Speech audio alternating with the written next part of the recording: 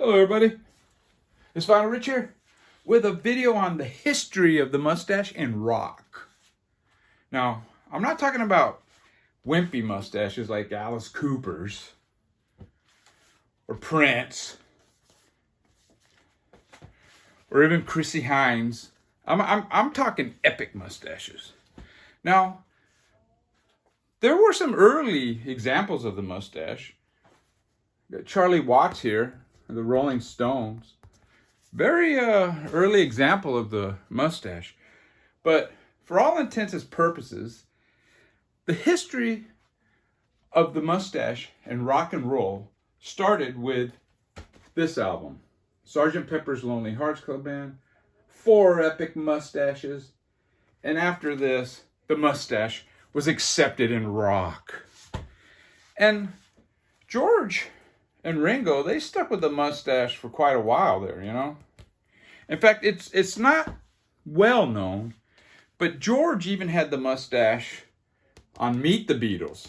They had to airbrush that out, though, because they didn't think it was appropriate. Another early purveyor of the mustache was Roger McGuinn of the Byrds. Now, there are some epic mustaches.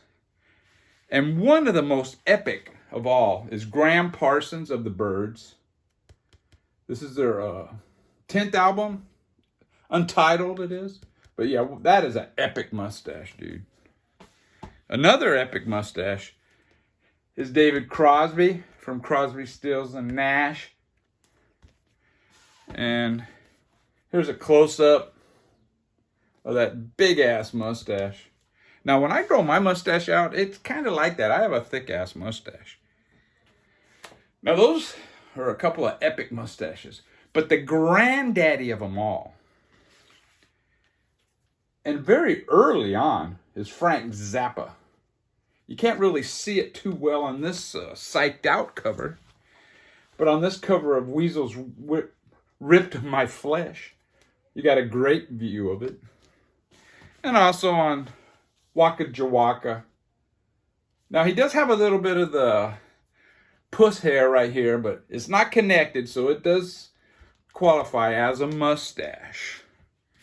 And you got, you know, Country Joe McDonald with his little mustache. Pretty good one, you know. Lee Hazelwood and his mustache with Nancy. You got the band. You got Richard Manuel and Robbie Robertson with both with their mustaches. Now this band here, I believe it was written in their contract that you had to have a mustache in order to be a member of the band. And it's the Allman Brothers. I think they all had mustaches, you know. Now, the mustache never really took off in punk rock. But it did in heavy metal. And I think it's because of this band here, Black Sabbath. Now, I don't have any album covers with the band on the, you know, pictures of the band. But here you go. Here's a picture of them from this book. You got Geezer Butler and Tony Iommi sporting the stash. And I think in this little book that came with it, yeah, there's another. There's Geezer, man. That's a mustache. The Hard and Heavy, Grand Funk Railroad, Mel Schaefer or whatever. I don't know. This dude here. Now that's a mustache, dude. Look at that. And it almost looks like it's a goatee, but it isn't quite. You know, he has a little bit there. That's pretty classic, dude. There he is again in the middle. Even Captain Beefheart grew out the stash in the 70s. And here he is looking quite old with his stash. Cheap Trick. You had the 2 cute boys, but then you had Bunny Carlos sporting his stash.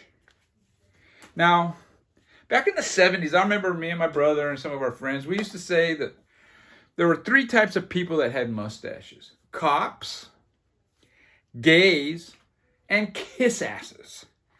Now this is the Carlos Santana, John Mahavishnu, McLaughlin album.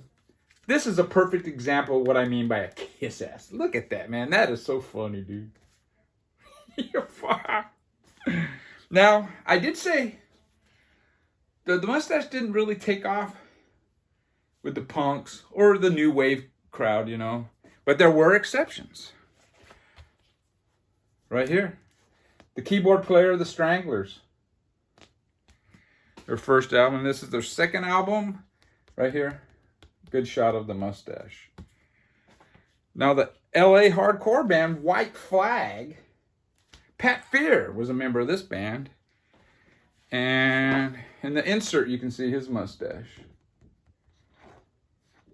Pretty cool. One of the most famous mustaches in punk was Greg Norton from Husker Du. I mean, this dude had a handlebar one. And you can really see it here on the... I mean, he had quite the stash. G.G. Allen had a mustache. He had an interesting one, though. He just... Where Hitler had his little thing, that's where Gigi would shave. And he just had this part, you know. And here's a picture of Merle, Gigi's brother, sporting a stash.